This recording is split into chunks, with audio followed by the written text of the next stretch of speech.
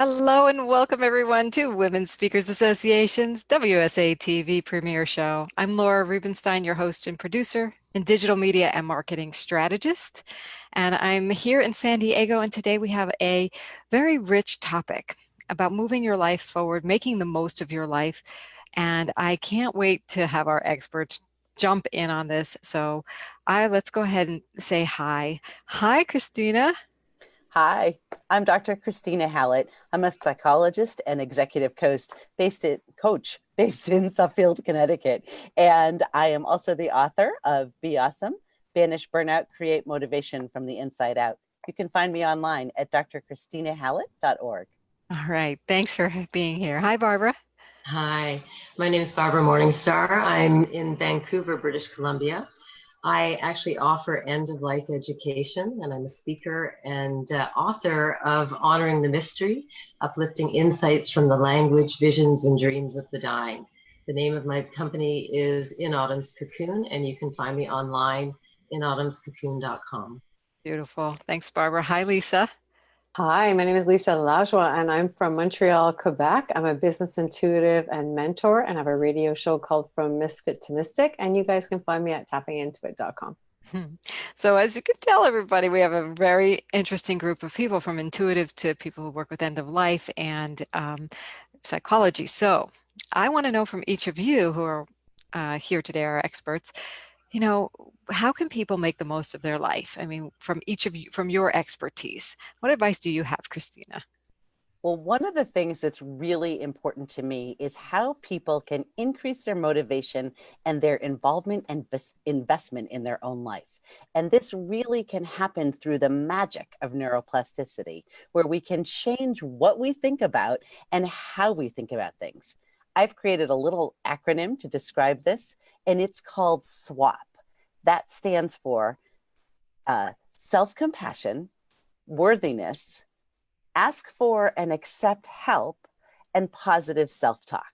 So if you think about it, if we can treat ourselves in the same way that we would someone else, with that compassion that we give to others, if we understand that we don't earn worth, but we're a person of worth simply because we live and breathe as a human being, if we can make some real commitment to asking for, and even more importantly, accepting help from others. And when we take that inner dialogue and we shift it around and start talking about what we are able to do instead of getting caught up in self-doubt and insecurity, we're literally creating new neural pathways in our brain. We now know that there's neurogenesis, cell growth in the brain. When I went to grad school, that was not a part of the deal at all. It was sort of like you had the brain cells you had and then they die off. But we know better now. And to support doing that, there's a few things that I say to people, which are eat well, sleep well, move your body, breathe, and repeat. And do it all in the circle of self-compassion. So when you do that, it's fantastic because you literally are creating new neural pathways. You're growing brain cells. Exercise alone increases neurogenesis, or cell growth in the brain. And so you're literally able to think new things and think it in a new way. So you begin treating yourself and your life in a whole new fashion. Wow. Very rich. I mean, when you start doing that neuroplasticity, you can actually, I got out of that was you can change your brain by changing your patterns of thinking and action. Is that right? Absolutely. And in fact, if you do that, and here's the key, we often think, I need to feel something before I can actually do it. And the key to actually having the motivation, and it literally has to do with neurotransmitters and the brain functioning, is if we make a commitment and we do the action and we keep repeating it, every time we complete the action, we get a teeny little bit of dopamine. Dopamine makes us feel good. And when we repeat that, what we get is anticipatory release of dopamine, which means as you continue to repeat that and you develop that beautiful neural pathway, then you get anticipatory release of dopamine. You feel good. That's actually the feeling of motivation. So we can literally make a plan to get, increase, and keep being motivated. Fantastic. Yeah, totally fantastic and fascinating. And I wish we had all day to, dive into this, but you've given us some really good nuggets and things to do, and breathing, keep moving. And, what I was thinking is that, oh my gosh, this is the key to happiness. So we got our key to happiness. We got our key to being able to connect. Now, Barbara, part of life, you deal with a part of life that many people don't want to deal with, but tell us how that actually helps people move their life forward. Well, facing death and companioning people to end of life is actually life. And, in history, we had babies at home and we died at home. And we were so involved in every element of life that it made it richer, and we became deeper as human beings. But now we don't have a way to pass on the wisdom like we used to. So that's part of what I do, is help to educate people about end of life concerns. I was in the hospice arena for over 20 years before starting this business. And I also lost my own husband to cancer 10 years ago. So I've been on both sides. And, I would find it interesting sometimes when we would have people that were younger who were dying that had children, and they would want to protect the children from being around the person who was coming to end of life. And they would say, should I bring the children in? Is that going to traumatize them? Are they going to be okay? Forgetting that this used to be a part of our existence, that, when we had babies at home and died at home. So I would say to people, it is up to you what you want to do with the child or the children, but this is an incredible opportunity to teach them about love, about life, about relationship, and about death. And then it does enrich life. Being there with my husband at end of life, every moment becomes even more enlivened, enriched, and precious. So it reminds you of the beauty and gift of life, and in turn can inspire you to embrace life in greater ways. I'm a glider pilot in my spare time. So I do that because I've seen so many lives where people have had regrets. And by being around death, it reminds you not to waste a moment and invest in every drop of it with the greatest passion and curiosity. And being around end of life also calls for a more authentic investment in life and people and relationships. It's beautiful, actually, even though it's challenging. Or unmute. Thank you. And it sounds extremely challenging to be in this space, and it's great that you guide people through this space, because then it can bring people, and it actually sounds a little bit like what Dr. Christina was saying with the neuroplasticity, having to be more authentic and having to face this normally taboo subject. A lot of families use this time unwisely instead of wisely, and you actually are creating that neuroplasticity another way. Because you have to use your brain in a new way. If you open and embrace, you can definitely move your life forward. So that's my takeaway. I hope that's resonating with you as well, Barbara. And then, yeah, go ahead. I was just going to say, and even in my book, Honoring the Mystery, which is more about the transcendent experiences of the dying, where they see things or experiencing things on a deeper level. So you're having one experience on the life in a physical sense and emotion and social. And then as they're transitioning, they start to share with you things that they're experiencing that you might not be able to see. And so you're open up to this incredible mystery about life itself and the very energy that animates us, that's there 1 minute and then kind of leaves in the next, So it is challenging, but if you open your heart to it in a curious and respectful way, the love and compassion and how you grow as a human being I've been transformed by this work in ways that I never would have been had I not, stepped into it. And I know everyone who's worked in this field or had someone to end of life, shares the same. Hard, but so authentic and so profound. And the love and compassion that it pulls and calls or asks of each of us. Yes. Hard to put into words. Yeah, this is profound. In fact, what Christina shares profound in the neuroplasticity realm. What you're sharing is profound in the opening up to that mystery you talk about. And Lisa, I know you talk about another mystery of life. Share with us how people can move themselves and forward and make the most of life from your expertise? So my expertise is about intuition. So the most important thing that I want to share is how intuition is really a meaningful navigational tool in a person's experience in life, in any area, in life, in business. Most of the time, people are perplexed by the questions to ask, and they don't understand how the intuitive guidance will come. Everyone has access to intuition. Everyone has their own skill. And level of hearing, because intuition is like a hearing mechanism. It's how we get guided from the inside. It's our hunches. It's what the whispers in our hearts about what we need to do, what we should do, what we shouldn't do. You know, how many times have we heard someone say, "I knew it. I knew I should have done this," or "I knew I should have done that." So it's super important for people to understand how to work with their intuition.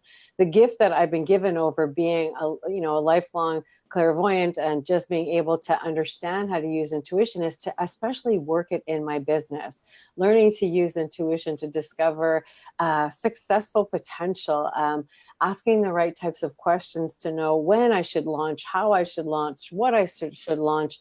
Helping my clients do that as well. You know, stories of selling $1 million businesses around just through using the guidance that I was able to work with to help them know when and when not to sell, when and when not to launch, what things are in alignment with who they are, what projects are not, people's sole purpose, how to bring that into the forefront of their path and their decisions and their action plans, all through the intuitive insights.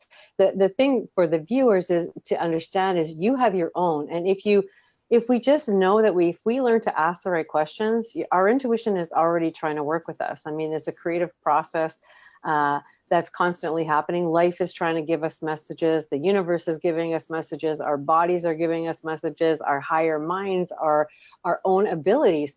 So understanding how those messages are trying to navigate us into this place of success in any area of our life, in particular for me, because I work with business people. And I'm sure there's a lot of listeners that are really, even your speaking gigs, what speaking gigs to go for, what not to go for, based on how that will help you capitalize or how it will help you become more successful in your speaking plans in the future as well. So for me, the nugget of gold is you have intuition. You just need to learn how to work through the questions, navigate through it, be comfortable and make it part of your team plans, like asking your inner guidance as like you would ask your project manager, what do you think of this? And making it very, very simple, keeping it in a clear passage so that it becomes like just part of what you do every day. It's a place you check in to see how everything is going. That would be my the greatest thing that I could tell people is it's much easier than you think it is. And it really is just about asking the right questions and learning to be a great listener to the answers that are coming through and the signs and signals that are coming through, testing it out and getting your stats. When were you correct? When did you hear well? And when might you have been guessing or unsure about what kind of guidance was coming through? And just to feel comfortable knowing you have it. Everyone has intuition, and it's just trying to help. It wants to be a part of your life experience and your life success. It's a built-in system, just like our fingers and toes, you know? Mm-hmm. I love it. I love that we can tap in. We have this. So each of you talked about a very rich resource within that we actually have. You know, whether it's the self-compassion and the SWAP method and the neuroplasticity and practicing that, or it's the inner guidance system that, Lisa, you guide people through with a sequence of questions and really learning how to ask yourself those questions, or embracing the totality and fullness of life through death. And really, the three of you have provided a kind of a three-pronged roadmap, guidance system totally for moving and making the most of one's life. So I am so honored to have you on the show. I want to learn a little bit more of each of your expertise, like who do you serve and what do you love doing for them? What do you specialize in? And so Christina, maybe you can share first. Sure. So I love to work with driven professional women.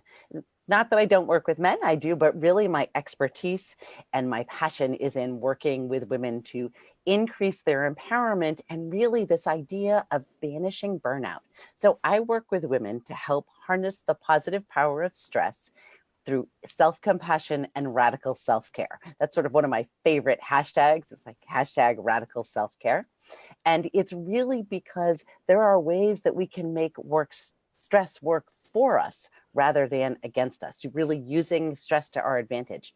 There's fascinating research on the power of mindset and how it is that once we think something, our perceptions absolutely impact the neurotransmitters and the physiological functioning of our body. So I love taking that scientific information and working with professional women to say, let's have stress no longer be a part of your life.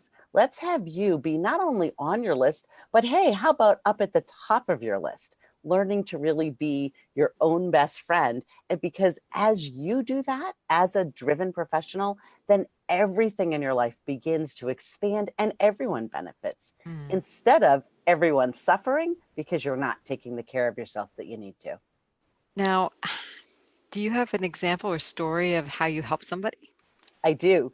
So there's a bunch of them, but there's one woman that I was working as part of executive coaching, and we're just going to call her Tanya. And Tanya was super stressed. And every morning she would wake up and she would be completely overwhelmed with anxiety as she thought about her schedule for the day.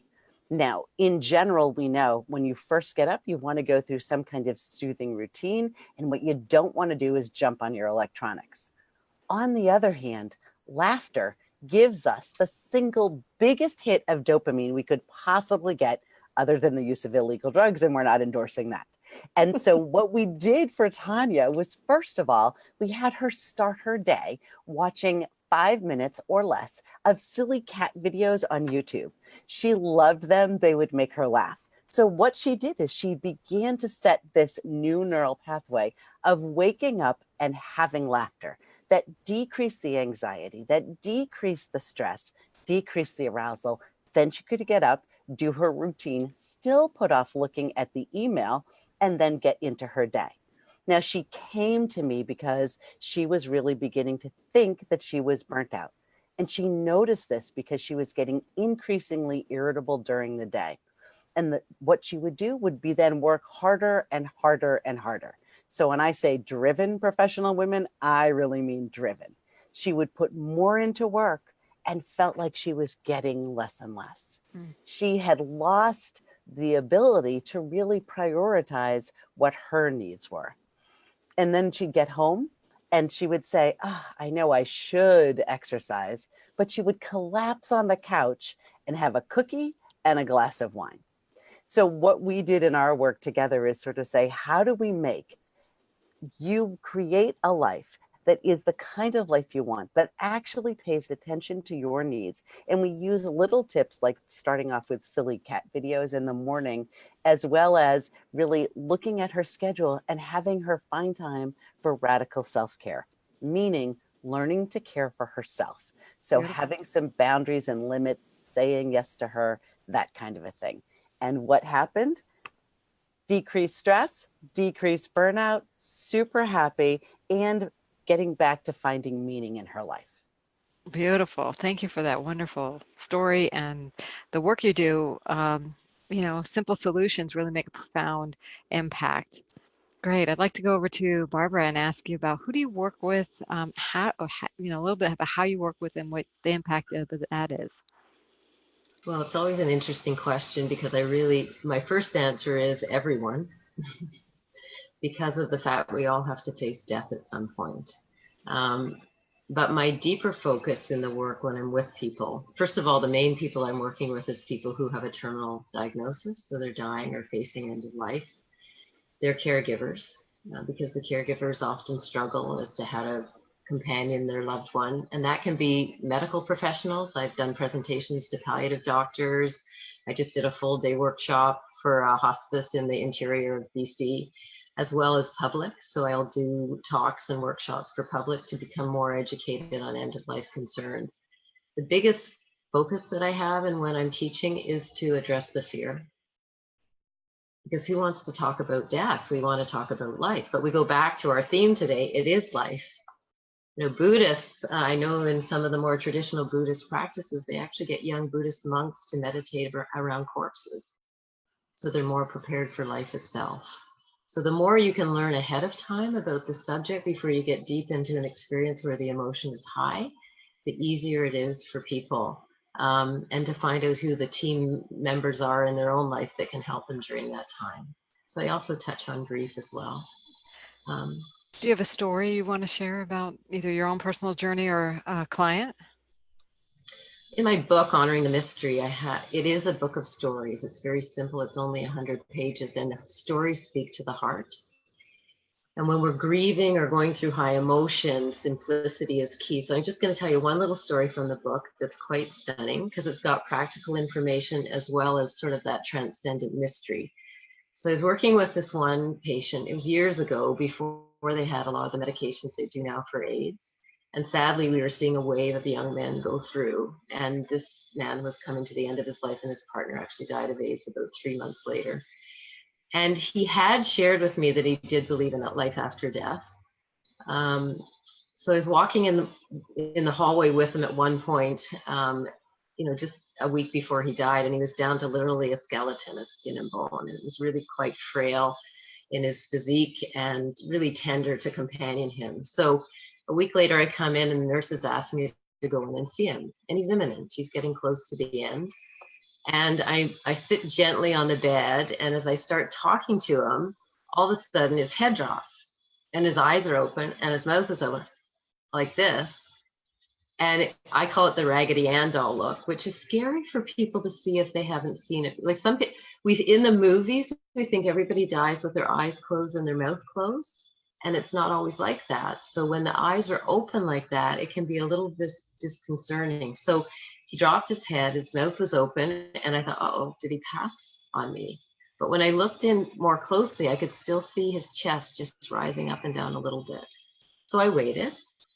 And all of a sudden he kind of came like this, and he looked around the room and he looked at me like, how did you get there? And I just smiled, and he started talking again.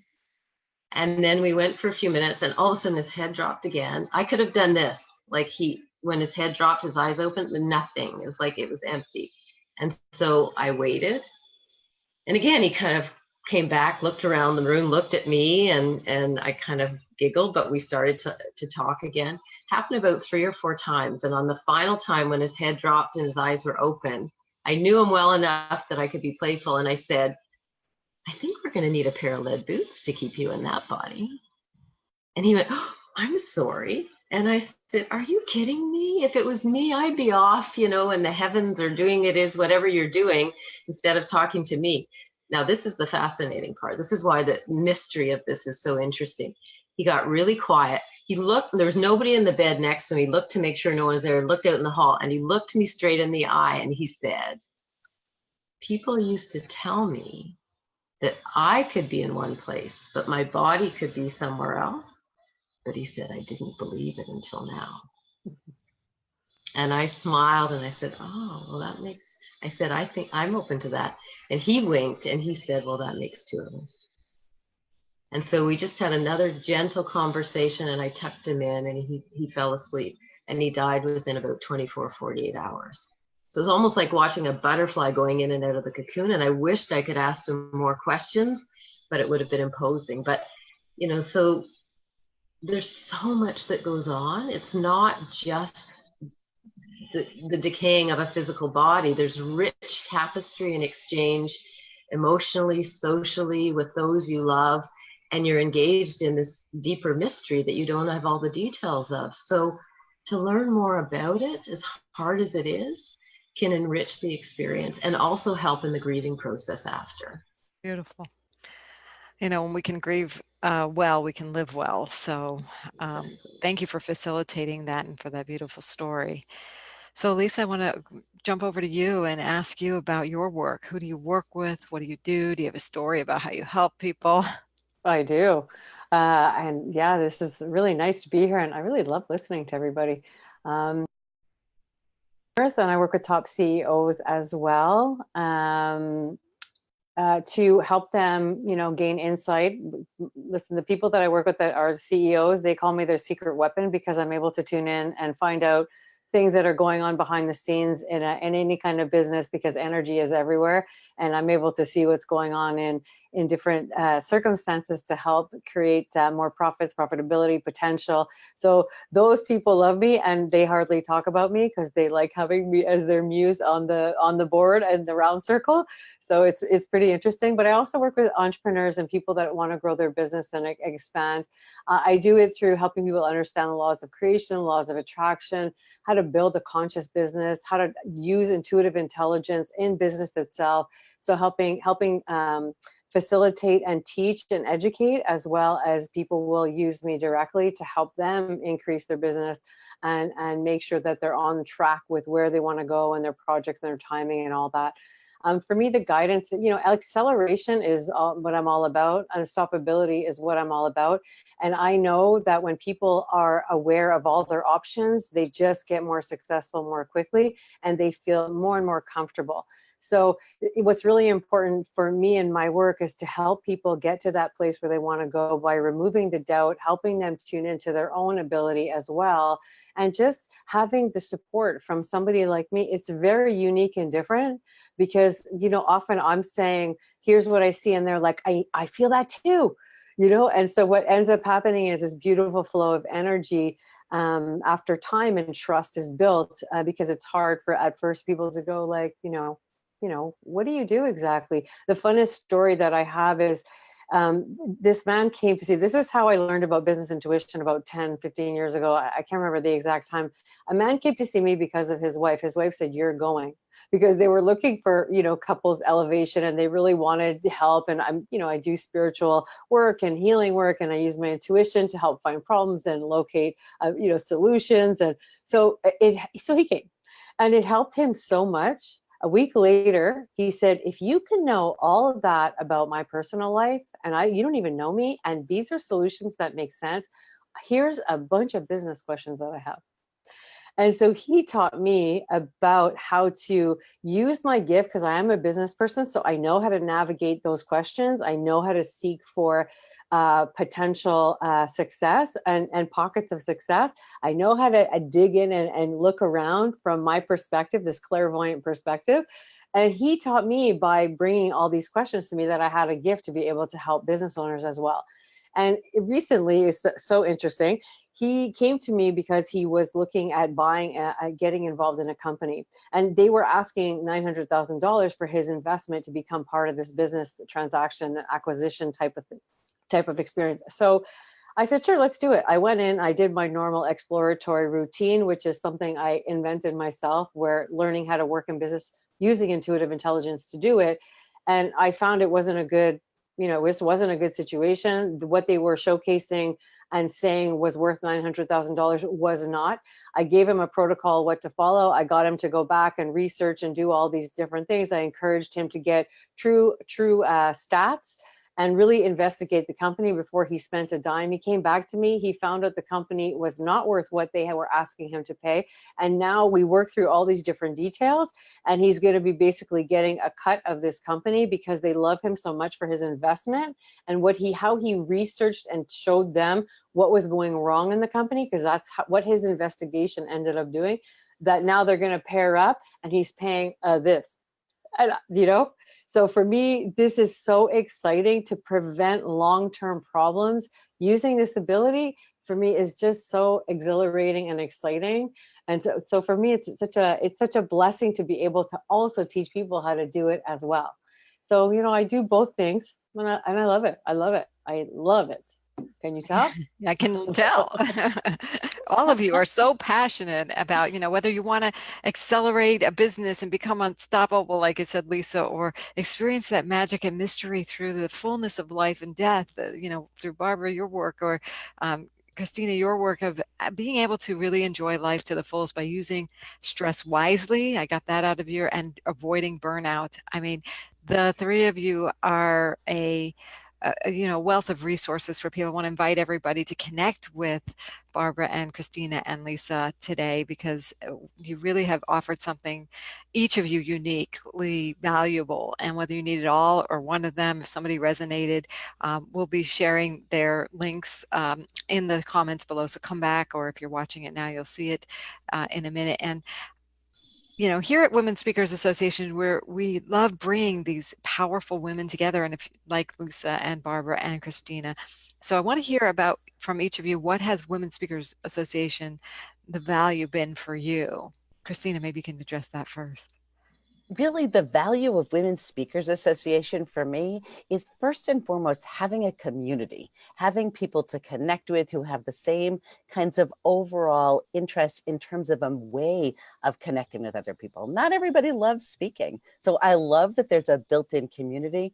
And then all of the vast knowledge about the business of speaking is so helpful.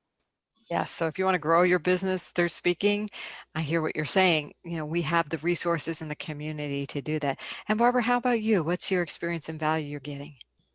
Women Speakers Association has been great for me. When I was full-time in hospice, I was actually a keynote speaker at many conferences. So I was known and had a reputation within the community. And when I decided to go into the public to share this, because I could see the need, I stepped out into kind of real life and thought, oh, nobody knows me now. And I have this gem and, wisdom to give you. How do I share that? And how do I open up to a broader audience and help people understand what I do? So Women Speakers Association has offered an amazing platform through e-speakers and just through the wonderful community to reach out to more people, because this does affect everyone.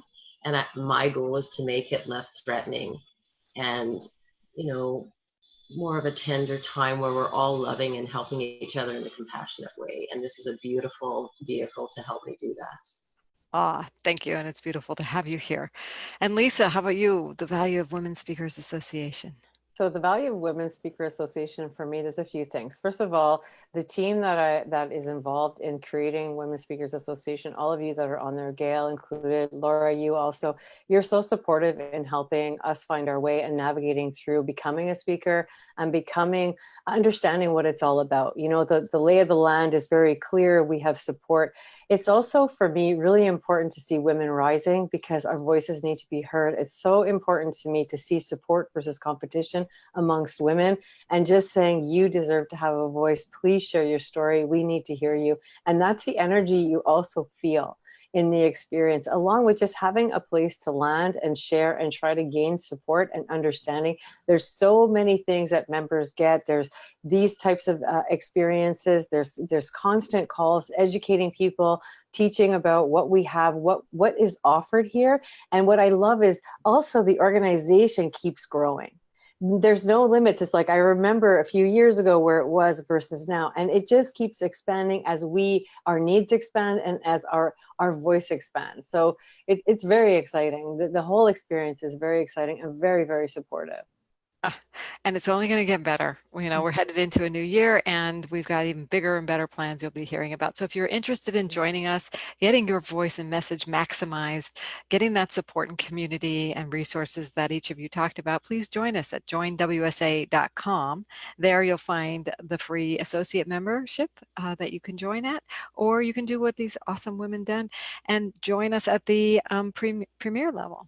And you get tons more visibility and tons more resources and tons more connections to to great people. So it's all about the community here. We welcome you in. Again, to go to joinwsa.com. We put everybody on screen here to say, a final goodbye, and thank you again for the beautiful wisdom you shared today. We'll be back next time with another episode of our premiere show on WSA TV. Bye for now. Bye.